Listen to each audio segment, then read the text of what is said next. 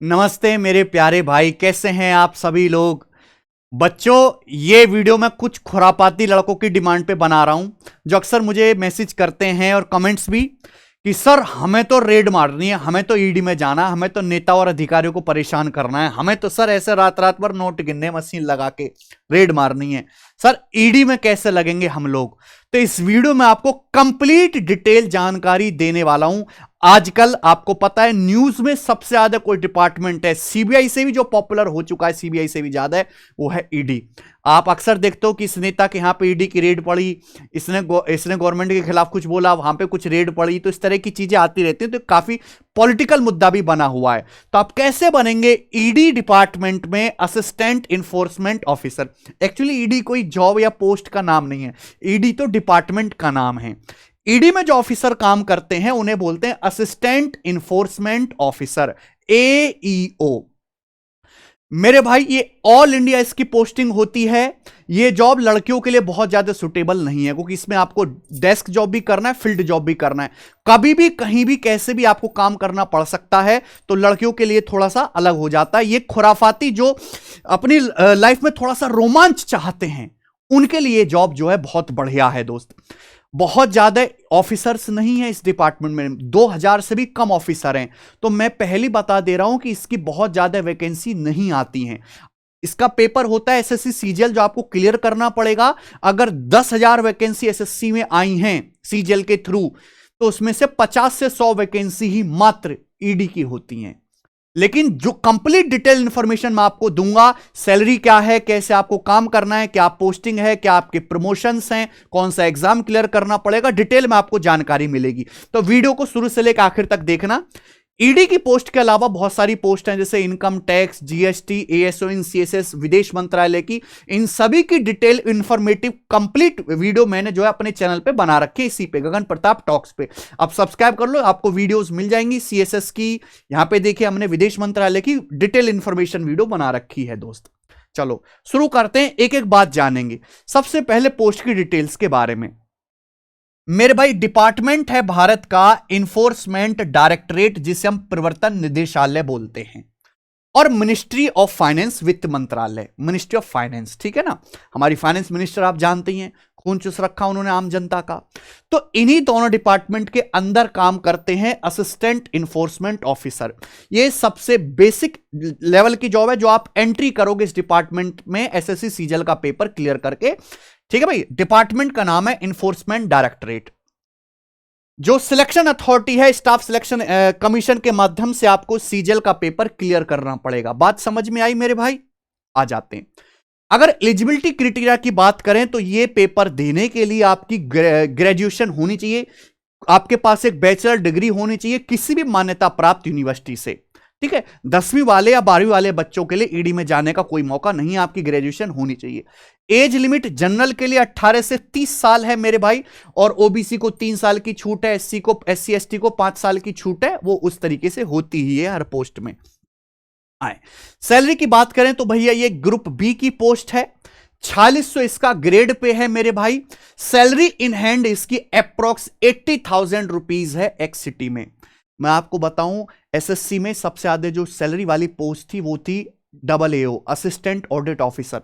अब वो एसएससी से हटा दी गई है। इस समय एसएससी में सबसे ज्यादा सैलरी वाली जो पोस्ट है वो यही है। आप कहोगे सर इसमें इतनी सैलरी क्यों है, विदेश मंत्रालय की इनकम टैक्स जीएसटी की इतनी सैलरी क्यों नहीं है? उसका एक कारण है, मैंने पहले ही बताया कि इसमें आपको रेड मारने जाना पड़ता है नेताओं के, अधिकारियों के, जो लोग टैक्स में चोरी करते हैं उनके, जिनको भी गवर्नमेंट पे शक होता है, फाइनेंस मिनिस्ट्री को।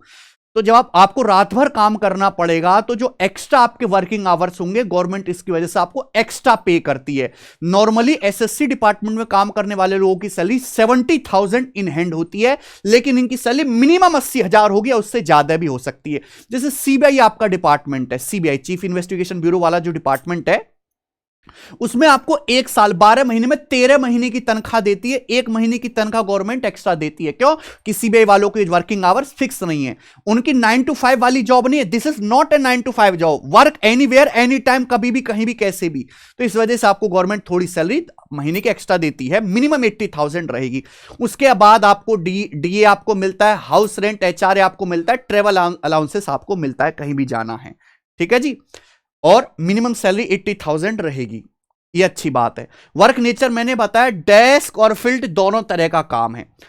आप रेड मारने जाओगे, कैश मिलेगा बहुत सारा, ज्वेलरी सोना लॉकर आप चेक करोगे, सब कुछ सारे डॉक्यूमेंट आपको चेक करने। फिर आप जब डॉक्यूमेंट को सीज कर लोगे तो आपको उनकी प्रॉपर एंट्री करने कि हमने ये चीज यहां से जब्त की है। तो आपका डेस्क जॉब भी हो गया और आपका फील्ड जॉब भी हो गया। प्राइमरी ड्यूटी की बात करें, फाइनेंशियल जितने भी क्राइम होते हैं मेरे भाई और मनी लॉन्ड्रिंग की आपको जांच करनी है।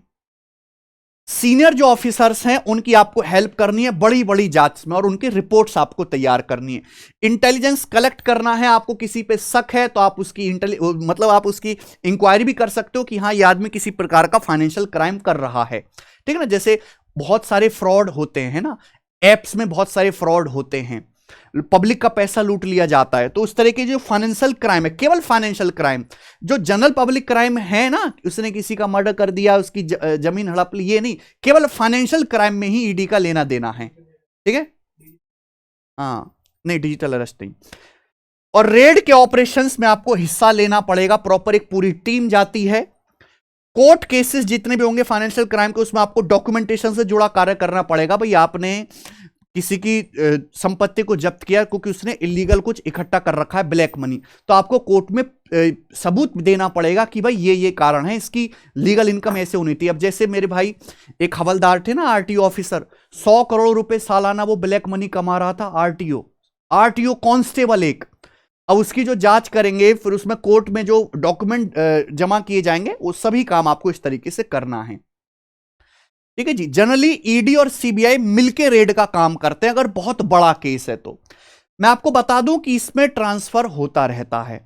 जैसे जनरली इनकम टैक्स में, जीएसटी में 10-15 साल पे ट्रांसफर है, या ट्रांसफर अब बिल्कुल बंद हैं। आप एक जगह आप जहां की पोस्टिंग होगी आप लाइफ टाइम वही रहेगी, लेकिन यहां पे हर 3 से 5 साल में मेरे दोस्तों ट्रांसफर होता रहता है। उसके पीछे कारण है गवर्नमेंट का।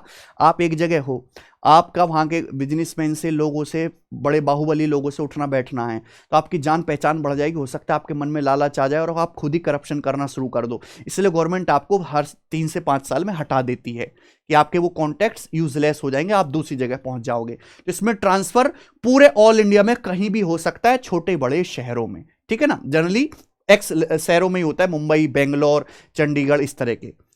पोस्टिंग की लोकेशन दिल्ली, मुंबई, कोलकाता, चेन्नई, हैदराबाद, बेंगलोर, ये मेट्रो सिटीज में है।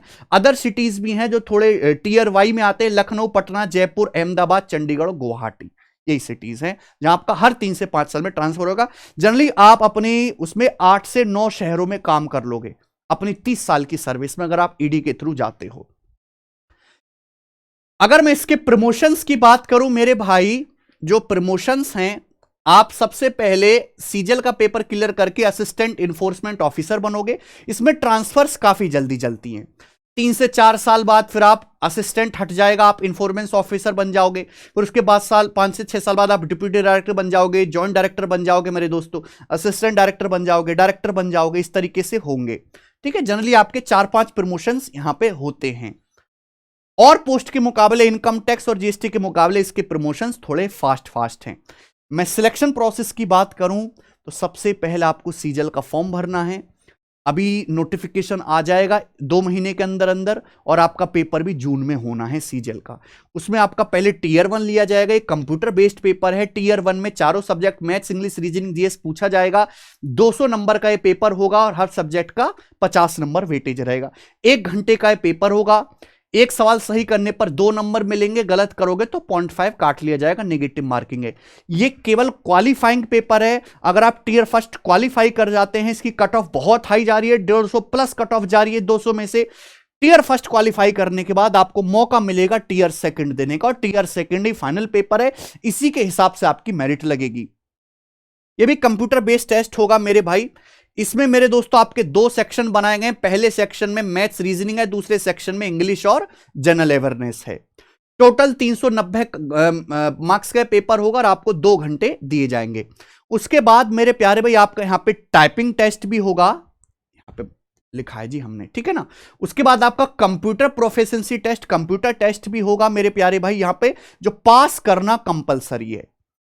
सीपीटी होगा, ये केवल क्वालिफाइंग नेचर का, इसके मार्क्स ऐड नहीं होंगे, जिसमें आपसे एक्सेल, वर्ड, पावर पॉइंट पर बेसिक नॉलेज की जरूरत होगी।